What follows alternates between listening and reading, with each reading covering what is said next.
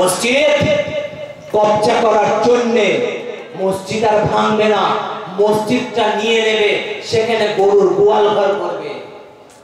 আজ আমাদের মাদ্রাসা ভাঙবে না, সেই মাদ্রাসাটাকে নিয়ে নেবে, দিয়ে সেখানে বাইজিখানা তৈরি করবে।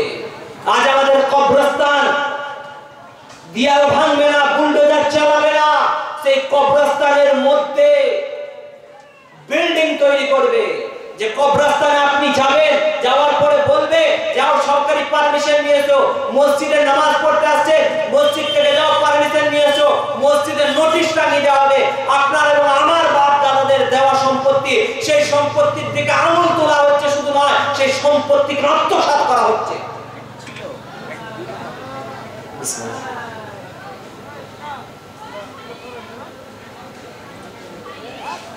আপনারা এখনো ফ্রি ফায়ারের মধ্যে মত্ত আছে, আপনারা এখনো মোবাইলের মধ্যে মত্ত আছেন। যুবক সম্প্রদায় আজ বিদেশের বাজারে, চায়না দেখুন, জাপান দেখুন, অন্যান্য কান্ট্রি দেখুন, সেখানে 16 বছর 18 বছর ছেলেরা তারা নতুন নতুন ইভেন্ট করে নতুন নতুন জিনিস তৈরি করছে। আর আমাদেরকে এমন ভাবে মেন্টাল ভাবে তৈরি করা হচ্ছে, আমাদের ছেলেদেরকে খেলোয়াড় বানাতে হবে। আমি খেলা খারাপ বলছি না, কিন্তু মেন্টালিটি কি? আমরা মহাকাশে পাড়ি দেবো না।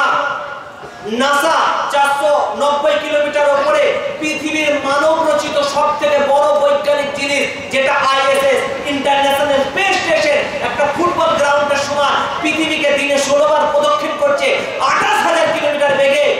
নাসা সেখানে লোক পাঠাচ্ছে, আর আমাদের ছেলেরা কি শিখছে? বাঁচাও সাধু বাবা, আর না হলে টুনির মা ভিডিও করে নাচাচ্ছে, লিপ ইয়ে করছে। এরা নায়ক হবে, এরা হিরো হবে। প্রসেনজিৎ বাদ, সালমান খান বাদ, শাহরুখ খান বাদ, এরা ঘরে বসে বসে পেছনে ব্যাকগ্রাউন্ড লাগিয়ে আল্লাহওয়ালা যাদেরকে মনে করি তাদের ছেলেরা পেছনে গিয়ে টিকটক বানাচ্ছে, ভাবছে আমরা হিরো হব।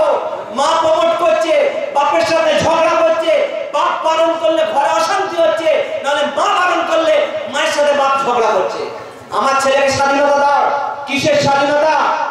কিসের স্বাধীনতা? আসিফার রেপ কেস মনে নাই? কিসের স্বাধীনতা? অভয়কাণ্ড মনে নাই? কিসের স্বাধীনতা? আর্যিকর কাণ্ড মনে নাই? কিসের স্বাধীনতা? ছেলেকে পশু তৈরি করে সমাজের মধ্যে ঘুরিয়ে বেড়াচ্ছেন, তারপরে মনে নাই? কিসের স্বাধীনতা? মেলার নাম করে জলসার মধ্যে লাগিয়ে মেয়েদের পেছনে পেছনে ছেলেগুলো যখন ঘুরছিল, সমাজের বয়স্করা তারা চুপচাপ করে মজা দেখছিল আর বড় মজা খাচ্ছিল। তারপরে ভাবছেন আল্লাহওয়ালা এলাকা তৈরি হবে। আমার আবার মুখে লাগাম থাকে না। বলুন হুজুর বসিয়েছেন কেন? আপনার দিলে খৌফে খোদা না, আপনার দিলে আল্লাহ আল্লাহ রসুলের কথা নয়, আপনি কেন পৃথিবীতে এসেছেন সেটার কথা নয়। একটা চিতাবাঘ, একটা হরিণ, একটা ব্যাঙ, একটা সাপ, পৃথিবীর অন্যান্য প্রাণীদের জীবন চক্র খুলে দেখেন, সেই জীবন চক্রের মধ্যে তাদেরকে বেঁচে থাকতে গেলে লড়াই করতে হয়। আর আপনি আমি সকালবেলায় ঘুম থেকে উঠছি, এখন আর সেই ছিলা ক্যাতা বা কম্বল ইউজ করেন, এখন কি ইউজ করে? ব্ল্যাঙ্কেট।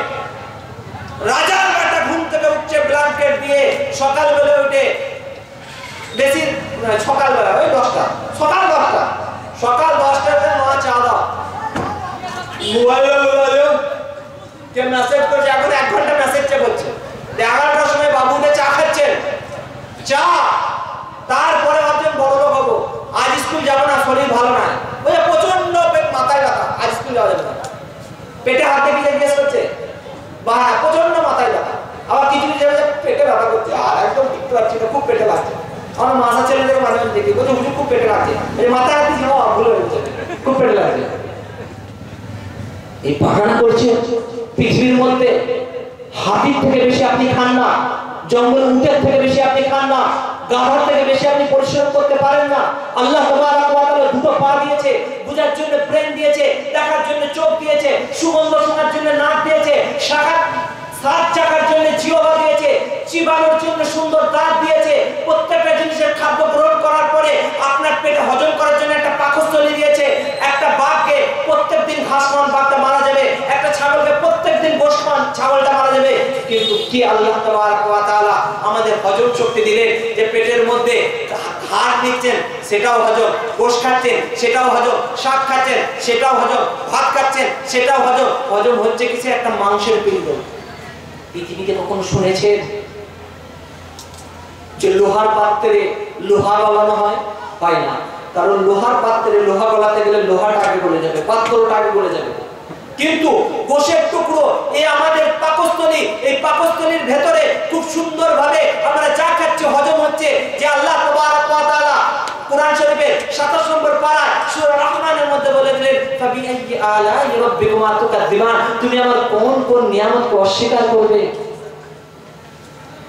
যদি এই চোখটা এই পেছনে হতো, খাবার খেতে গেলে আগে দিকে পারমিশন নিতে হতো, ভাই দেখ পিঠটা দেখ। তারপর নাকটা যদি হেঁটে দেখতো, নাকে লিখে শোনাতো, ভাই শুনে বল বন্ধটা ঠিক আছে কিনা। কি নাক হেঁটে নিঃশ্বাস পেতেন না? পেতে। কিন্তু আল্লাহ তাআলা আমাকে আপনাকে পৃথিবীর অন্য মাখলুক থেকে, পশু থেকে, সমস্ত মাখলুক থেকে আলাদা করে কি আল্লাহ কোরআন পাকের মধ্যে বললেন, লাকাদ খালাকনাল ইনসানা ফি আহসানি তাকওয়িম, আমি মানুষকে সুন্দর আকৃতিতে তৈরি করেছি। কত সুন্দর চোখ, কত সুন্দর নাক, কত সুন্দর ঠোঁট, ভেতরে একটা গোস্তের টুকরা যেটা লড়ালে আওয়াজ বার হয়, কখনো ওষ্ঠবর্ণ, কখনো নাসিকাবর্ণ, কখনো তালব্যবর্ণ, কখনো কণ্ঠবর্ণ, সুন্দর সুরে সুন্দর আওয়াজে কথা বলতে পারছেন। ছাগল সারাদিনই ম্যাঁ করে, কিন্তু মানুষ ম্যাঁ করে না। গরুর একটাই আওয়াজ, ঘোড়ার একটাই আওয়াজ, কিন্তু মানুষের কথা বলার ধরন আলাদা। আল্লাহ আমাকে এবং আপনাকে মনের ভাবকে ফুটিয়ে তোলার জন্য সুন্দর জিহ্বা দিলেন, একটা ঠোঁট দিলেন, সেই জিভকে হেফাজতের জন্য খানিকগুলো 32টা দাঁত দিলেন। সে আল্লাহ তাবারক ওয়া তাআলা জিকির না করে লোকের গীবত করে বেড়াবেন? সে আল্লাহকে ভুলে গিয়ে, পৃথিবীকে ভুলে গিয়ে অন্য জঙ্গলি পশুর মতন আপনার এবং আমার আচার ব্যবহার হবে। আপনি আমি জঙ্গলের পশুর আহারের ব্যবস্থা আল্লাহ করে দেন, আমি বা আপনি রিজকের জন্য পরেশান হয়ে সেই সকালবেলায় ঘুম থেকে ওঠা, দুপুর বেলায় একটু ভাত খাওয়া, রাতের বেলায় কিছু খাওয়া, ফের ঘুমিয়ে যাওয়া, এই জীবনের জন্য আপনি আমি জন্ম নিয়েছি।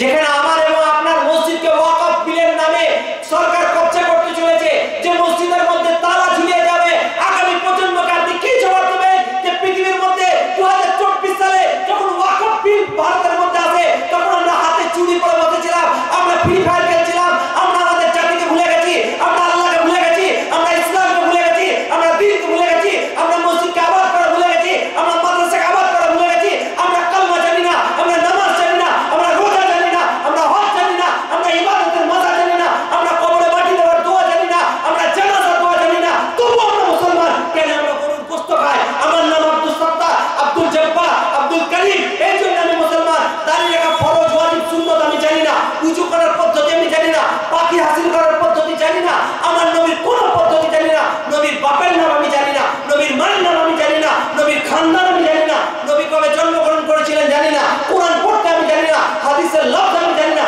তবু আমি মুসলমান।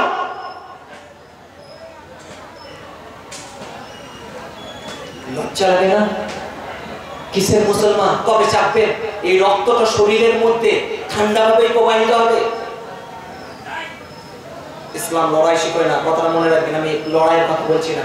নবীর তালিম শিখতে হবে, মুসলমান হতে হবে, কুনু ইবাদাল্লাহি মুসলিমিন হতে হবে, নিজেকে সচ্চা মুসলমান হতে হবে। আপনি মুসলমান হয়ে যান। আমাকে আপনাকে মোবাইলের দ্বারা, আপনারা কদিন আগে বেলডাঙ্গার ঘটনা শুনেছেন? মোবাইল সকলে চালান, কান খুলে শুনে গেলেন, কান খুলে। উত্তেজিত হয়ে অন্যায় পথ অবলম্বন করবেন না, কারণ যারা উত্তেজিত করছে তারা তালা, তারা শয়তান, তারা খাবির, তারা ইবলিসের কাজ করছে। নামটা ফেসবুকে আল্লাহর পথি, নবীর আশিকে রাসূল ফেসবুক অ্যাকাউন্ট থেকে এরকম পোস্ট করা হচ্ছে, বাংলাদেশের ব্যাপারে পোস্ট করা হচ্ছে, ভারতের বিভিন্ন জায়গার ব্যাপারে পোস্ট করা হচ্ছে। আপনাদেরকে খাস করে যুবক সমাজকে বলবো, যা মোবাইলে পোস্ট দেখবেন শেয়ার করতে হবে না। আল্লাহ রসুলের মহব্বতের কারণে একদিকে একটা ফটো আর একদিকে কাবার ঘর, দেখি কে যেতে। আপনি ভোট দিচ্ছেন, ওই ভোটটা দিলে কি আপনার ঈমান বেড়ে যাবে? ওর থেকে 100 বার আস্তাগফিরুল্লাহ করুন, আপনি নেকি পাবেন। ওর থেকে মা বাবার খিদমত করুন, আপনি নেকি পাবেন। ওর থেকে যে দোকান থেকে মাল কিনে নিয়ে আসছেন, আপনার কাছে টাকা পাবে, টাকাটা শোধ করেন, নেকি পাবেন। ওর থেকে আপনার লেনদেন ক্লিয়ার করুন, নেকি পাবেন। ওর থেকে আপসের মধ্যে সালাম করুন, নেকি পাবেন। ফেসবুকে পোস্ট শেয়ার করলে নেকি পাওয়া যায় না। মানুষকে উত্তেজিত করছে। আজ বেলডাঙ্গার মধ্যে নির্মমভাবে যারা মারা গেল, কিসের কারণে মারা গেল? উত্তেজিত হয়ে শুধু নারায়ে তাকবীর, আল্লাহু আকবার। হাল নাই, তলোয়ার নাই, নিধিরাম সর্দার। ভেতরে ইলম নাই, আল্লাহকে চেনে না, রসুলকে চেনে না। ঠিক আছে, আপনার জজবাতের আমি কদর করি, কিন্তু জজবাত মানে মানছি না, মানবো না, গুড়িয়ে দেবো, ভেঙে দেবো, ইসলাম এটা শিখায়? আমার নবী এটা শিখায়? যে অন্যায় করেছে তার সাথে প্রতিশোধ নাও, ততটা নাও যতটা করেছে। যদি আপনাকে 8 কিল মারে, আপনি 8 কিল মারার অধিকার রাখেন, 2 কিল নয়। আপনি মানছি না, মানবো না করে এর দোকান ভেঙে দিলেন, ওর দোকান ভেঙে দিলেন, ওর লুটপাট করে দিলেন, ইসলামের কাছে কই? ইসলামী তালিম দেখুন, নবীর কালচার দেখুন। আপনি যেটা আল্লাহু আকবার করে যাচ্ছেন, আল্লাহর নামে বদনাম করার কারণটা আপনি পান খেয়ে রাস্তার মাঝে ফুটকার যে দাগগুলো ফেলছেন, আমার নবী ওটা শিখিয়েছে? নোংরা করা আমার নবী শিখিয়েছে? আল্লাহ পবিত্র, আল্লাহ পবিত্রতাকে পছন্দ করে। কিন্তু বড় আফসোস, মুসলমানের ছেড়ে শোকেস দিয়ে উকি মারছে। বুঝতে পারছেন তো গোডাউনের অবস্থা কি বোঝেন? বলে হুজুর বেঁচে যাবেন, 40 দিনই তো হয়েছে, কাটতে হবে, এই ঠান্ডার বাজারে কাটতে হবে, শোকেস দিয়ে উকি মারছে। আমার একটা বন্ধু বর্তমানে, আপনাদের এখানে লোকের কথা বলবো, স্যান্ডো গেঞ্জি পরে আছে, অন্য কমের মুসলিম, স্যান্ডো গেঞ্জি পরে আছে, সামনে একটা নালা, ওই পারে গাড়ি আছে। আমি কথা বলছি, অনেকদিন পরে বন্ধুর সাথে দেখা, গরমের সময়, আর এদিক দিয়ে উকি মারছে। শোকেসে সাজানো মালপত্র এদিক দিয়ে, বগলের মালপত্র এদিক দিয়ে উকি মারছে। আমি তো বলেই ফেললাম, লাস্টের দুর্গন্ধে থাকতে না করে বলে, ভাইরে যদি শোকেসে এত থাকে তো গোডাউনের কি অবস্থা? মুসলমানের ছেলে পাক না পাক জানে না। যদি জিজ্ঞেস করা হয় গোসলের ফরজ কটা, বলবে গোসলের ফরজ কেউ বলে 3টে, কেউ বলে 4টে। আমি এক জায়গায় জলসায় জিজ্ঞেস করছি কি কি, বলছে তেল মাখা, সাবান মাখা, পানিতে ডুব মারা, পুকুরে ডুব মারা। ফরজ গোসল, বাপ ছেলেকে ফরজ গোসল শিখাতে গেলে লজ্জা করে, মা মেয়েকে হাইজের মশলা শিখাতে গেলে লজ্জা হয়। কিন্তু মেয়ের সাথে বসে উলঙ্গ ফিল্ম দেখতে, কোমর নাচানো দেখতে, পুরো উলঙ্গ অবস্থায় গান শুনতে লজ্জা হয় না? যত লজ্জা মৌলী সাহেবকে দেখে, যত লজ্জা কোথায়? মৌলানা সাহেবকে দেখে। পিঠের কাপড় খুলে এমন মুখ ডাকছে, পুরো পিঠ খালি, পেট খালি, পিঠ খালি, মাথার উপর এক লোকটা বুঝেন ঘুরে বেড়াচ্ছে। আবার কোথায় যাচ্ছে? ওই প্রথমে মাইন্ডেড করে বলেছি, ডিজিটাল যুগে ডিজিটাল কান্না। এমন ডিজিটাল যুগ যে বলছে হ্যাঁ গো তোমার চাচার ছেলের কুকুর মেয়ের নাতি মারা গেছে, বলে ও ভাই তুই চলে গেলি রে ভাই গো ভাই। তারপর আবার কি বলছে শোনেন, বুঝেছে দুধটাকে ঢেকে রাখবে, আমি চললাম আমার ভাইয়ের বাড়ি রে ভাই গো ভাই। কান্না আসে না? ফেরেশতা বলবে কোথাকার মাল এগুলো? এক ডাক্তার লোক যাচ্ছে টোটোই করে, শুধু টোটোই করে লোক ঢুকছে, গিয়ে দেখছে 30টা বেটা ছেলে। কটা বেটা ছেলে? 30টা বেটা ছেলে, আর 150টা মেয়ে ছেলে। বলছে কেন? বলে টোটোই সব মেয়ে ছেলে, তাই না? 30টা টোটো এসছে, 30টা বেটা ছেলে, বুঝতে পারছেন? আর বাকি সব মেয়ে ছেলে। সেই জন্য ভাই রাত অনেক হচ্ছে, এখন একজন বক্তা আছেন, যে কথাটা বলছিলাম, কোরআন পাকের মধ্যে আল্লাহ তাবারক ওয়া তাআলা প্রথম শব্দ বললেন ইকরা, পড়ো। এই পড়ার কথা যে আল্লাহ তাবারক ওয়া তাআলা বললেন, এই পড়া মানে রাট্টা মারা নয়, পড়া মানে মাধ্যমিক পাস করা নয়, পড়া মানে উচ্চ মাধ্যমিক পাস করা নয়, পড়া মানে জায়েজ নাজেজ আপনাকে শিখতে হবে, হালাল হারাম আপনাকে শিখতে হবে, বৈধ অবৈধ আপনাকে শিখতে হবে। আপনার মধ্যে একটা জ্ঞান থাকতে হবে, যে জ্ঞানের দ্বারা আল্লাহ ও রাসূলকে চিনতে পারে। যে আল্লাহ তাবারক ওয়া তাআলা আমাকে আপনাকে পড়তে বললেন, কেন পড়তে বললেন? কেন পড়তে বললেন? পড়ে কি লাভ আছে? পড়ে কি চাকরি পাওয়া যায়? খোদার কসম করে বলছি, পড়া যারা পড়েন চাকরির জন্য, তারা ভুল পথ অবলম্বন করছে। চাকরির জন্য পড়া নয়, চাকরির জন্য পড়া নয়, আমার রাসূলকে আল্লাহ পড়তে বলেছে, সেই জন্য পড়তে হবে। পড়তে হবে এই জন্য, কারণ আমি একটু ব্যাকে একটা গল্প বলবো। আমাদের বক্তা সাহেব চলে এসেছে।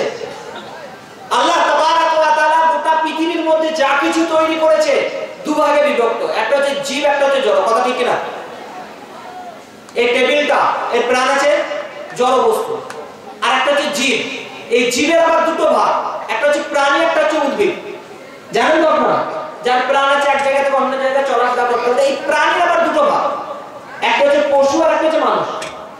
আপনার আমার মধ্যে পশুত্ব গুণ আছে। একটা মহিলাকে দেখে মনের মধ্যে নোংরা খায়সাত জাগবে, কিন্তু যখন ওমা ইয়াতাওয়াক্কাল আলাল্লাহ ফাহুয়া হাসবুহু, আল্লাহ তাআলা কোরআন পাকের মধ্যে বললেন যে আল্লাহর উপর ভরসা করে আল্লাহ তার জন্য যথেষ্ট হয়ে যায়। আপনার দিলের মধ্যে কাউকে দেখে নোংরা আকাঙ্ক্ষা জাগলো, আপনার দিলের মধ্যে আপনি কোরআন জানেন, আপনি জানেন আমার আল্লাহ বারণ করেছে, কাল কিয়ামতের ময়দানে আল্লাহর সামনে দাঁড়াতে হবে, আল্লাহকে জবাব দিতে হবে। যখন আল্লাহকে জবাব দিতে হবে, আল্লাহকে কি বলবো, আল্লাহকে কি উত্তর দেবো, সেই ভয়ে আপনি গুনাহ থেকে বেঁচে এলেন। তার মানে আপনার ইলম আপনাকে কি করলো, সে গুনাহ থেকে বাঁচালো। আপনার মধ্যে মারপিট করার জজবাত আসবে, আপনার মধ্যে বদলা নেওয়ার জজবাত আসবে, আপনার মধ্যে লোকের কাছে প্রতিশোধ নেওয়ার জজবাত আসবে, লোকের মান আত্মসাৎ করার জজবাত আসবে। কারণ পশুরা এই কাজগুলো করে কি করে না? সামনে কোনো খাবার পেলে ছিনিয়ে নেয়, কাক ছিনিয়ে নেয়, জঙ্গলের পশুরা তারা ছিনিয়ে নেয়। আপনিও মানুষ, আপনিও প্রাণী, আল্লাহ আপনাকেও সৃষ্টি করেছে। আপনার মধ্যে সেই পশুত্ব ভাব থাকবে, হিংসা থাকবে, বিদ্বেষ থাকবে, লোভ থাকবে। কিন্তু এই হিংসা, বিদ্বেষ, লোভ, বদলা নেওয়া, হিংস্র হওয়া, কাউকে আক্রমণ করে দেওয়া, এগুলো থেকে বাঁচতে গেলে আপনার পশুত্ব গুণকে বাদ দিয়ে মনুষ্যত্ব আনতে হবে। আর এই পশুত্ব গুণ দমন করে মনুষ্যত্ব গুণ যদি আনতে হয়, তার ওয়াহিদ রাস্তা তালিম, শিক্ষা। আপনি জানেন যে আমার গায়ে ক্ষমতা আছে, কিন্তু আপনি এটাও জানেন যে এই ক্ষমতা যদি কারোর উপর ব্যবহার করি, ডোমকল থানা থেকে গাড়ি করে আমাকে নিয়ে যাবে, তাই না? আর ডোমকল থানা থেকে গাড়ি করে নিয়ে স্পেশাল ট্রিটমেন্ট দেবে, লাঠি পড়া দেবে, তাই না? হুজুরদের কাছে তাবিজ পড়ে নিয়ে যাবে, আর প্রথম সিভিকদেরকে বলবে তোরা একবার প্র্যাকটিস কর, তারপর আমরা বড়রা আসছি। এটা আপনি জানেন, আপনার জ্ঞান এটা বলছে যে আমি যে অন্যায় করছি, এটা জুলুম করছি, আমাকে কালকে যখন কোর্টে পেশ করা হবে, আমার কোর্টে শাস্তি দেওয়া হবে। আমি কোনো মহিলার উপর নির্মম নির্যাতন করেছি, আমাদের পশ্চিমবাংলায় 10 দিনের মধ্যে দিয়ে দাও, বাস ফাঁসি। যত পারো এনজয়, ধরতে পারলেই ধরুন যায়, তাই না? আমার এটা জানা আছে যে আমার আগামী পরিণতি, আমার জ্ঞান, আমার শিক্ষা বলছে আগামী পরিণতি আমাকে এখানে নিয়ে যাবে। তো আমার মধ্যে যে পশুত্ব গুণ, আমার যে লোভ, আমার যে হিংসা, আমার যে বিদ্বেষ, কাউকে দেখে কোনো রকমের নোংরা প্রবৃত্তি যেটা আমার মনের মধ্যে পশু হওয়ার কারণে, প্রাণী হওয়ার কারণে ছিল, সেই পশুত্বকে দমন করার জন্য আমাকে শিখতে হবে। নবী বললেন তলাবুল ইলমি ফরিদাতুন আলা কুল্লি মুসলিমিন, প্রত্যেক মুসলমানের জন্য জ্ঞান অর্জন করা ফরজ। এটা তো হলো পৃথিবীর সিস্টেম। যখন আপনার জানা আছে আমি এই কাজটা করলে দেশ বিরোধী হলো, আমার এই কাজটা করলে পুলিশ ধরে নিয়ে যাবে, আমার এই কাজটা করলে সরকার থেকে আমাকে শাস্তি দেওয়া হবে, আমার এই কাজটা অন্যায়, আমাকে জেল খাটতে হবে, যেখানে লোককে প্রমাণ করতে হবে, কোর্টে গিয়ে প্রমাণ করতে হবে, কিন্তু আল্লাহর কাছে প্রমাণের দরকার আছে? আল্লাহর কাছে প্রমাণের দরকার আছে? যখন আপনার দিলের মধ্যে আল্লাহর ভয় থাকবে, যখন আপনার দিলের মধ্যে আল্লাহ রাসূলের ভয় থাকবে, যখন আপনি নির্মম ভাবে আপনি কোন অন্ধকার ঘরে বসে আছেন, কিন্তু আপনার দিল বলছে আমার আল্লাহ আমাকে দেখছে, আমাকে কবরে যেতে হবে, আমাকে হিসাব লাগবে, আমি লোকের মোবাইল জলসা তলা থেকে তুলে নিয়ে এসেছি, কাল কিয়ামতের দিন এর জবাব আমাকে দিতে হবে। আমি লোকের কলা, এখন যখন মূল জমিতে মূল লাগায়, লোকের জমি থেকে মূল তুলে নিয়ে এসেছেন, দেখতে পেলে বলবো ভাই তোর মূল খেয়েছি, আর না দেখতে পেলে মূলর যে শাকটা ওর জমিতে ফেলে আছে, করে কি করে না? কলার বাড়ি থেকে একটা কলা দেখতে পেলে, কলাটা এখন তো পেকে গেছিল জন্য খেলাম, আর না দেখতে পারলে আলহামদুলিল্লাহ বিসমিল্লাহ বলে খাবো, খাওয়া হারাম দিছে, তাই না? আপনার দিনের মধ্যে যখন জানবেন যে আমি অন্যায় করছি, এর জন্য আমাকে কাল কিয়ামতের দিনে জবাব দিতে হবে, এর জন্য আল্লাহর কাছে দাঁড়াতে হবে, জাহান্নামের শাস্তি পেতে হবে, কবরে আযাব আমার উপরে হবে, তার জন্য আপনি যখন শিক্ষা অর্জন করবে, আপনার মধ্যে পশুত্ব গুণ বাদ দিয়ে মনুষ্যত্ব গুণ দাঁড়াবে। কিন্তু আপনার শিক্ষা কি শিখবেন? মাধ্যমিক না, উচ্চ মাধ্যমিক না, গ্র্যাজুয়েশন না, হাফেজ না, মাওলানা না, কি শিখতে হবে? আপনার দিলের মধ্যে খৌফে খুদা হতে হবে। কোরআন বললেন ইকরা পড়ো বিসমি রাব্বিকাল লাযী খালাক, সেই রবের নামে যিনি তোমাকে সৃষ্টি করেছেন। তোমার তালিম হবে আল্লাহর রাসূলের, তোমার দিলের মধ্যে আল্লাহর খৌফ থাকবে। হাফেজ, মাওলানা, মুফতি, ডাক্তার, মাস্টার, উকিল, ব্যারিস্টার পৃথিবীতে কোনো কাজ নাই যতক্ষণ না তার দিলের মধ্যে আল্লাহর রাসূলের খৌফ থাকছে। আমাদের সমাজের মধ্যে নেতা দরকার আছে, কিন্তু সেই নেতাটা দিনদার হতে হবে। আমাদের সমাজের মধ্যে ডাক্তার দরকার আছে, কিন্তু সেই ডাক্তারটা দিনদার হতে হবে। আমাদের সমাজের মধ্যে ইঞ্জিনিয়ার দরকার আছে, কিন্তু সেই ইঞ্জিনিয়ারকে দিনদার হতে হবে। আমাদের সমাজের মধ্যে উকিল দরকার আছে, কিন্তু সেই উকিলকে সত্যবাদী দিনদার হতে হবে, যার দিলের মধ্যে একমাত্র আল্লাহর ভয় থাকবে যে আমি যে কাজটা করছি টাকার মুখ দেখা নয়, টাকার দ্বারা করবো না, অন্যায় তো অন্যায়, নাজায়েজ তো নাজায়েজ, হারাম টাকা নেওয়া যাবে না তো নেওয়া যাবে না। যখন এই ভয়টা থাকবে তখন সেই কবিতা যেটা আমরা ছোটবেলায় পড়েছি, আমাদের দেশে হবে সেই ছেলে কবে, কথাই না বড় হয়ে কাজে বড় হবে, মুখে হাসি মুখে বলতে যে ভরা মন, মানুষ হইতে হবে দেখো, সেই ভারত তখন তৈরি হবে। তার জন্য পড়তে হবে, ছেলেদেরকে পড়াতে হবে। এই মা আমিনা কোচিং সেন্টার করার কারণ হচ্ছে আমাদের এলাকার ছেলে যেন দিনদার হয়, আমাদের এলাকার ছেলে যেন সত্য কথা উচ্চস্বরে বলতে পারে। বাংলাদেশের মুহিব খান বলেন নাই কি হবে মাদ্রাসাতে কিতাবাদির তালিম দিয়ে যদি না বলতে পারো সত্য কথা উচ্চস্বরে, তার থেকে মরাই ভালো।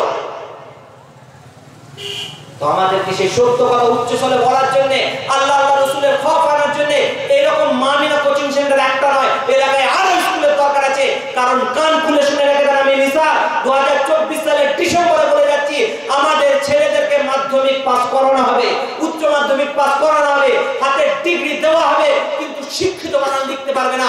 আমাদেরকে প্ল্যানিং করে অশিক্ষিত বানানোর চক্রান্ত চলছে। আমাদেরকে স্কুল ব্যাগ দেওয়া হচ্ছে, জুতো দেওয়া হচ্ছে, সাইকেল দেওয়া হচ্ছে, খাবার দেওয়া হচ্ছে, কিন্তু স্কুলে ভালো টিচার দেওয়া হচ্ছে না, ভালো শিক্ষা দেওয়া হবে না। কারণ আমাদেরকে প্ল্যানিং বানানো হচ্ছে। এরা শিক্ষিত মূর্খ, এদের সমাজে কোনো জায়গায় চলবে না। এরা সেই পুঁথিগত শিক্ষায় শিক্ষিত হবে, যাদের প্র্যাকটিক্যাল জ্ঞান থাকবে না, হাতে ইঞ্জিনিয়ারিং ডিগ্রি থাকবে, কিন্তু বিদ্যে বুঝাই বাবু মশাই চরিশকের ঘাটে মাঝির কয় বলতে পারি সূর্যি কেন ওঠে, চাঁদে কেন বারে কমে, জোয়ার কেন আসে, বৃদ্ধ মাঝি বসিয়া ফেল ফেলিয়া আসে। এইরকম আমাদেরকে বাবু মশাই বানানো হচ্ছে। সেই জন্য আগামী 20 বছর পরে দুটো সেক্টর সাধারণ মানুষের হাত থেকে চলে যাবে। চাই সাধারণ মানুষ হিন্দু হোক, মুসলিম হোক, খ্রিস্টান হোক, জৈন হোক, সাধারণ মানুষের কাছে থাকবে না। সেই দুটো সেক্টর হচ্ছে, একটা হচ্ছে শিক্ষা আর একটা হচ্ছে চিকিৎসা। পুরো প্রাইভেট করা হচ্ছে। গড়াইমারি হসপিটাল বেদেকা সেন্টার বলে ঘুঘু চড়ছে বলে না, ভুতুরে হয়ে পড়ে আছে। 10 বছর আগে যেখানে 8টা-10টা ডাক্তার থাকতো, এখন ডাক্তারদের জন্য, মহিলা ডাক্তারদের জন্য বাথরুম নাই। আমি আজকেই মোবাইলে দেখছি ডোনগুলোর অবস্থা। তো আগামী দিন আমাদের ছেলেরা যেন ভালো ডাক্তার দিনদার হয়ে এসে আমাদের এলাকাকে দেখতে পারে, সেই ব্যবস্থা এখন থেকে করতে হবে।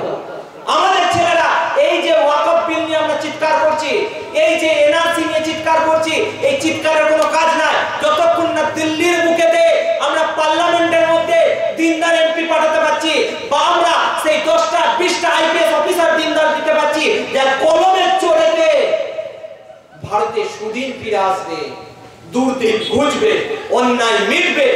তার আগে পর্যন্ত আমাদের চেষ্টা করতে হবে। চেষ্টা কিভাবে করতে হবে? এই একটা মা আমিনা কোচিং সেন্টারে কাজ নাই, এলাকায় স্কুল করুন, ফান্ডিং তৈরি করেন, এলাকার মধ্যে মসজিদ তৈরি করছেন, মাদ্রাসা তৈরি করছেন, অনুরূপভাবে একটা ফান্ড তৈরি করুন, যেখানে সমাজের ছেলেরা যারা শিখবে তারা ভালোভাবে পড়ার জন্য তাদের ব্যবস্থা করুন। যদি বাপের টাকা না থাকে, গ্রাম টাকা দিয়ে তাকে পড়াবে। না হলে আগামী দিন ওই ইংরেজদের জামানার মতন মাছিমারা কেরানি তৈরি হবে। মাছিমারা কেরানি জানেন তো? ইংরেজরা আমাদেরকে এতটা ইংরেজি শিখাতো যে খাতার মধ্যে একটা মাছি মরে গেছে, যে লিখে নকল করছে সে মনে করছে এটাও কোনো অক্ষর হবে, মাছিটারও ডিজাইন করছে। আমাদেরকে এরকম বানানো হচ্ছে। আমাদের হাতে মোবাইল তুলে দিয়ে বিভিন্ন রকম সুবিধা দেওয়া হচ্ছে যাতে আমরা বোকা তৈরি হয়ে যায়। হাতে ডিগ্রি থাকে, আমি শিক্ষিত, আমি চাষ করবো। সেই জন্য ভাই এরকম কোচিং সেন্টার আরো লাগবে, এরকম স্কুল আরো লাগবে, কিন্তু সেখানে দিনদারি হতে হবে। সেখানে আপনারা সে খোঁজ নেন কেমন পড়া হচ্ছে, পড়ার মান বাড়ান, স্কুলের মধ্যে পড়ার মান বাড়ান। কারণ এই প্রাইভেট সেক্টরের মধ্যে শিক্ষা পরিপূর্ণভাবে পুরো ভারত খুঁজে দেখেন, যেখানে বড় বড় ইউনিভার্সিটিকে বাদ দিয়ে আলাদা প্রাইভেট ইউনিভার্সিটি বানানো হচ্ছে। বড় বড় বিজনেসম্যানের ছেলেরা তারা আলাদাভাবে স্কুলে পড়ছে। এই পুঁথিগত যে সিলেবাস সরকার থেকে ঠিক করছে, এই সিলেবাস পড়াচ্ছে না, কারণ সেই সিলেবাসের মধ্যে আগে সেই মজা নাই। এখানে যারা 5 পাস আছে, সেই 5 পাসের যার ডিগ্রি আছে, এখনকার গ্র্যাজুয়েশন ওর সামনে হার মেরে দেবে, মানবেই পারবে না।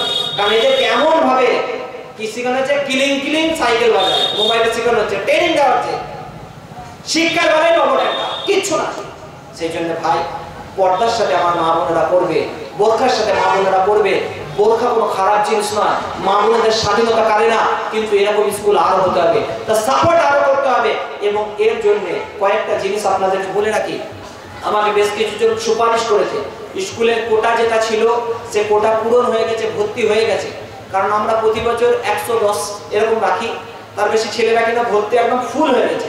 কিন্তু বেশ কিছু গার্জেন অনেকে আমাকে ফোন করেছে যে হুজুর আমাদের ছেলেরা কি করবে না, কিন্তু শুনুন আমাদের তো একটা ক্যাপাসিটি আছে, 1 বছর ছেলে 500 টাকা নিয়ে নিলাম কিন্তু তাদেরকে ঠিক করতে পারলাম না, ওরকম স্কুল আমি চাই না। তারপরেও অনেক আলোচনার পরে অল্প কিছু ছেলে আরো নেওয়া হবে, তার জন্য পরীক্ষা যেমন দিতে হয় সেই পরীক্ষা হবে। কত তারিখে পরীক্ষা আছে? 15 তারিখে পরীক্ষা আছে। 1 ডিসেম্বর থেকে 14 ডিসেম্বর পর্যন্ত নতুন শিক্ষার্থীদের ফর্ম দেওয়া হবে। সেই ফর্ম ফিল আপের পরে 15 তারিখে পরীক্ষায় বসবেন। 15 ডিসেম্বর রবিবার সকালে পরীক্ষা হবে। 17 ডিসেম্বর তার রেজাল্ট বেরোবে। যাদের নাম আসবে তাদেরকে 18 থেকে 22 তারিখের মধ্যে ভর্তি নেওয়া হবে। ভর্তির কোটা ফুলফিল ভর্তি হয়ে গেছে।